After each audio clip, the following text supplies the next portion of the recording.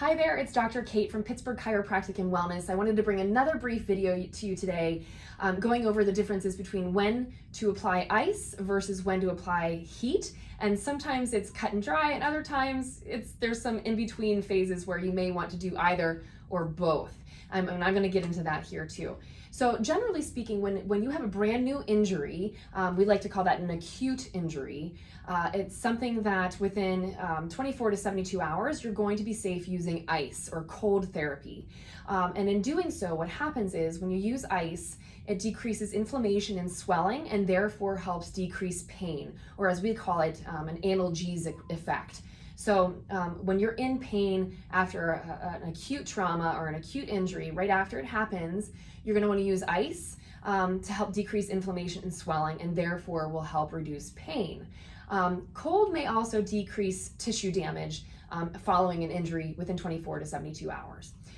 And when you do use ice, like an ice pack, we want to caution you that you never ever directly apply ice on the skin.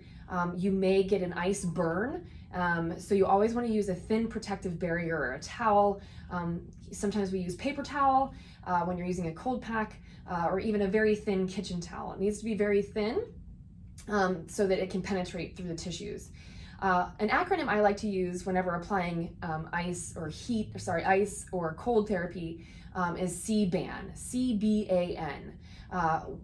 Generally, you want to leave the ice on for 20 minutes, and it's going to go through 4 different levels or feelings. The first is C, cold. So when you put the ice on the area, it's going to feel cold. The next feeling you're going to feel in the next couple minutes is B, for burning. Many people, in fact, take off the ice too soon before it's physiologically beneficial for the tissues, because once that starts to feel like it's burning, it's very uncomfortable, and so people take the ice off prematurely. So it goes cold, burn, then the A stands for ache. The area is going to actually go through a feeling where it's going to feel achy, and then the last feeling is N, for numb. When the area actually starts to go numb. So you're going to let the phases go through those 4 phases, C-B-A-N, cold, burn, ache, numb, which takes about 20 minutes. Like I said, if you take and remove the ice sooner than that process, it's not really physiologically beneficial for the tissues. So you're going to want to leave that on for the full 20 minutes. And you can do 20 minutes on the hour, every hour, for about up to 10 hours a day. So you're safe doing that process repeatedly, 20 minutes on, 40 minutes off, 20 minutes on, 40 minutes off, for up to 10 hours a day. So when do we use heat? And that's a great question too. So once your injury has gone past 72 hours, generally speaking, you're safe to switch to heat. So in other words, after the initial inflammation and swelling subsides, you can switch to heat.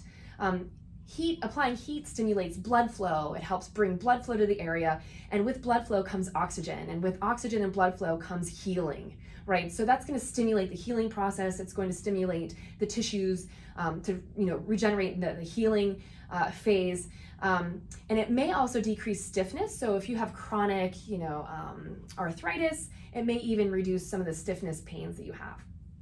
It also helps prevent pain signals traveling to the brain.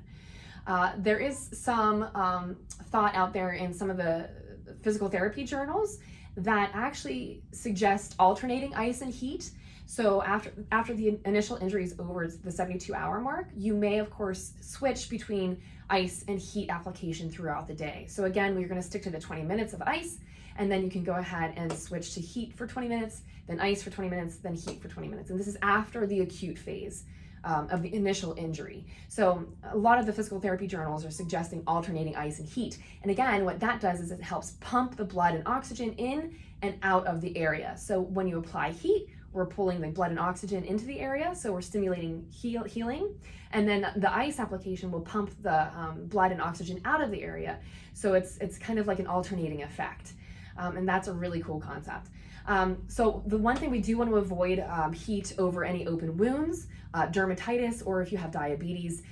In fact, it's a general good rule of thumb for both ice and heat if you have diabetes to just check with your doctor first. Sometimes that's difficult to feel in certain areas of your body, so you may not be able to perceive the heat or the ice as well if that's something that you have.